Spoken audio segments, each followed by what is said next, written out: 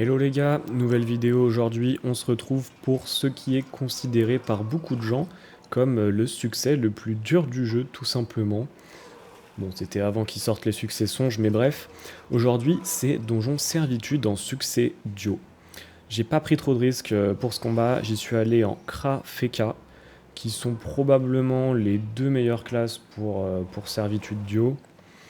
Donc là, ce que je vais faire dans cette vidéo, c'est que je vais vous présenter les stuffs des deux persos rapidement, et puis je vais pas analyser le combat en détail parce que suivant votre compo et votre placement, ça va énormément changer.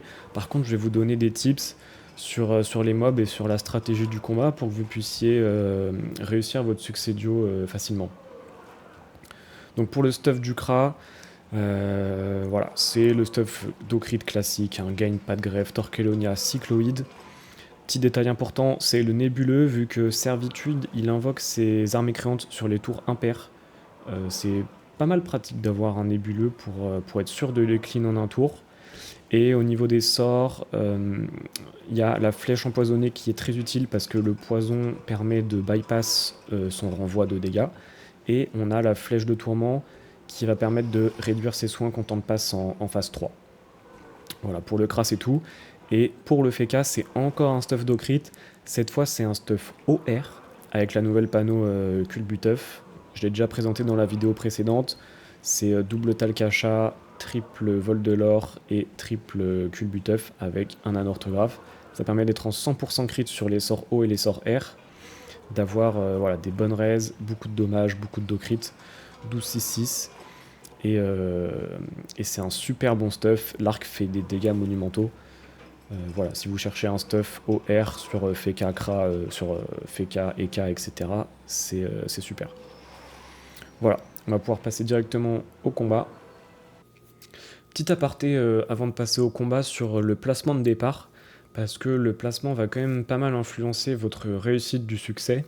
Globalement, ce qu'on veut, c'est idéalement soit avoir Servitude tout à droite pour pouvoir placer vos personnages tout à gauche et ne pas vous faire toucher au tour 1, soit l'inverse, avoir Servitude tout à gauche et vous placer tout à droite. Soit l'option qu'on a ici, c'est que Servitude est au milieu, mais en fait au début de son tour, il va invoquer une arme mécréante ici, qui va le bloquer automatiquement quand il va commencer son tour, qui fait qu'il ne peut pas non plus nous toucher au tour 1. Si vous avez un autre placement, normalement vous n'allez pas pouvoir l'empêcher de vous taper tour 1, et à ce moment-là, c'est quand même beaucoup plus compliqué de gérer le succès duo. Donc moi, je vous conseillerais de reset. Après, voilà, si vous voulez essayer avec un autre placement, vous pouvez, mais ça va quand même pas mal complexifier le combat s'il vous atteint et qu'il vous attire dès le tour 1, quoi. On est parti sur le combat. Alors comme j'ai dit, je vais laisser le combat en fond et je vais essayer de vous donner quelques tips sur le combat. Bon, déjà, clairement, la vraie difficulté du donjon, et ce qui le rend assez compliqué, c'est l'invocation continue d'armes mécréantes par Servitude, puisque tous les tours impairs, Servitude va invoquer une arme mécréante à 2 PO dans le sens horaire, et il va falloir s'en occuper parce que si vous tapez pas les armes mécréantes, au tour suivant, elles vont invoquer un Yoprimé, qui est assez chiant. Il tape pas de très loin, mais il peut vous bon dessus s'il arrive suffisamment proche. Et puis les armes mécréantes, quand elles vous tapent, donc déjà elles tapent à 10 PO sans ligne de vue, et quand elles vous touchent, votre perso est rollback à la fin de son tour à sa position de début de tour. Ce qui est super chiant parce que ça vous empêche en fait de prendre de la distance. Donc soit vous pouvez mettre votre perso en état pesanteur pour empêcher le rollback, soit vous arrivez à jouer suffisamment loin des armes mécréantes pour ne pas vous faire toucher. Donc je crois qu'elles ont 6 PM, donc il faut se mettre à 17 cases, voire 18 si elles sont boostées par Servitude. Donc la vraie difficulté du donjon, c'est ça, hein, c'est de réussir à gérer le flow de mobs et les armes mécréantes qui sont invoquées un tour sur deux.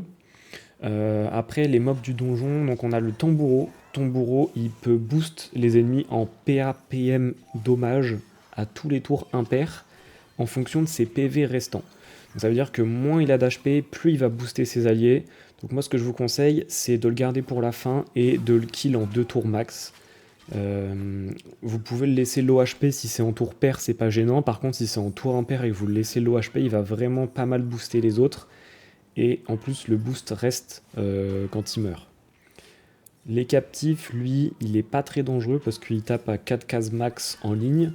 Par contre, à partir du 4e tour, il va se booster de 3 PM, 4 PA et 100% de dommages à l'infini. Donc à partir du tour 4, il va devenir assez dangereux.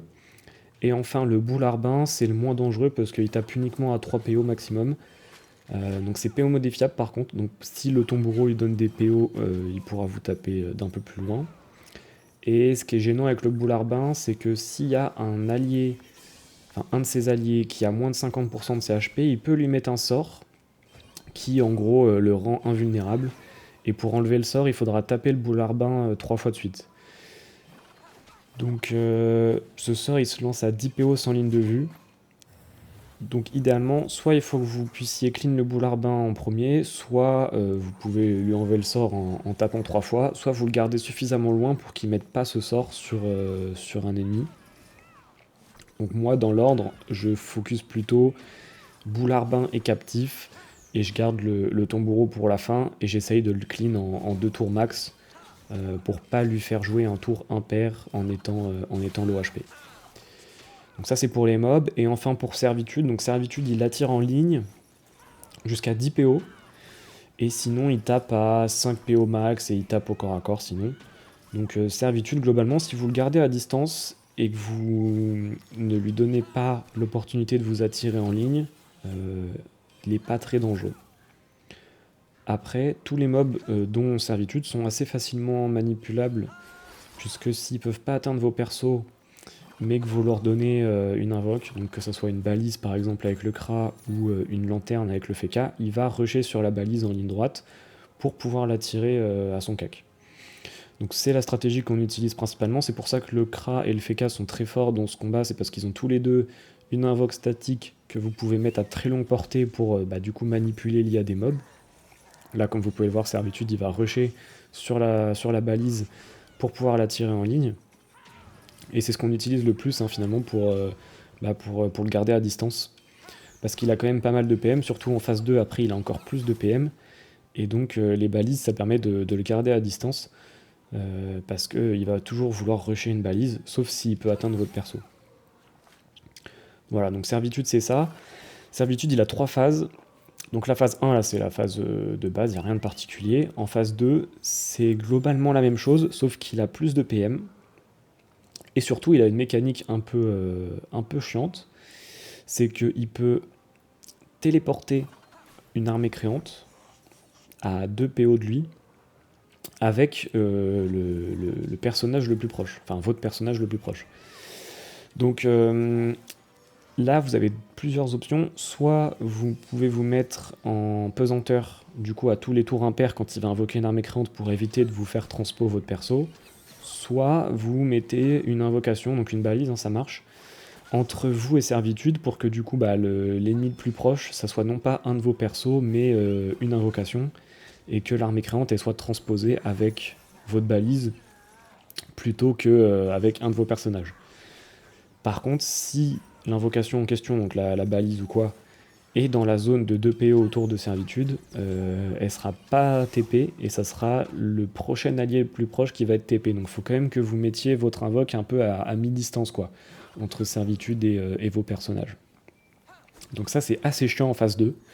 Moi ce que je fais tout simplement, c'est que à la fin du tour du Feka, je fais Ataraxie sur le Kra et sur le Feka, comme ça ils sont tous les deux en pesanteur, et je suis sûr qu'ils peuvent pas être TP autour de Servitude. Il faut juste faire attention par contre, si vous avez l'état traître, quand vous avez l'état traître, donc la petite case blanche là sur le sol, qui vous permet de taper Servitude sans renvoi, Servitude, il va déclencher au début de son tour un sort qui fait que le personnage le plus proche en état traître va être attiré d'une case, et il va taper son allié, là vous voyez le Kra taper le Feka, et du coup ça enlève l'ataraxie.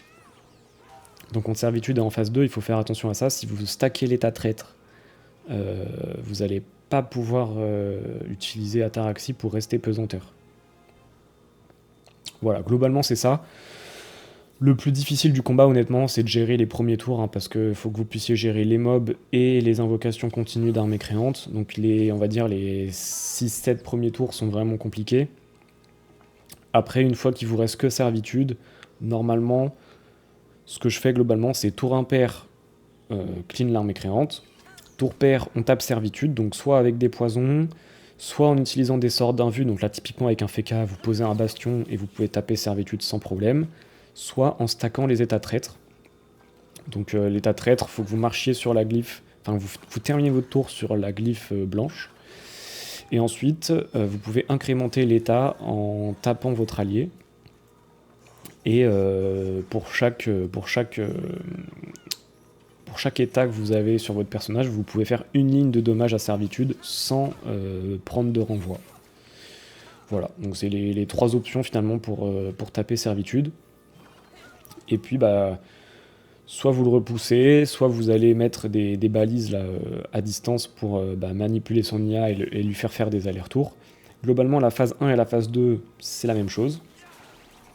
Et ensuite, quand vous arrivez à mettre servitude à 1 HP, il y a la phase 3. Et la phase 3, donc il va rollback toute la map aux positions de début de combat. Et il va se soigner de 25% de ses HP max.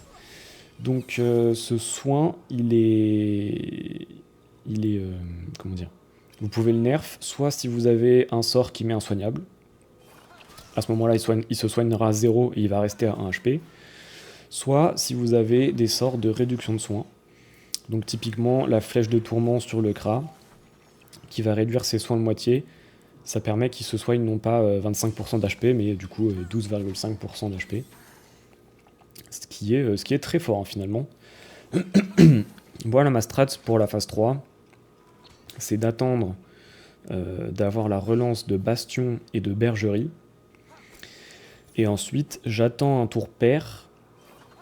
Je lui mets une flèche du tourment pour réduire ses soins. Je le passe en phase 3. Donc ça va rollback la map. Et ensuite, au tour du FK, je mets bastion, bergerie. Et au tour suivant, du coup, tour impair, je full turn le servitude pour le finir. Si vous pouvez le mettre insoignable, il y a une stratégie encore plus simple. C'est avant de le passer en phase 3, vous lui mettez un poison, vous lui mettez l'état insoignable, vous passez sa phase 3, et à ce moment-là, à son tour de jeu, il va mourir automatiquement. Voilà, globalement, c'est un peu toute la stratégie pour servitude. Ça se joue, franchement, ça se joue à 80% sur les premiers tours.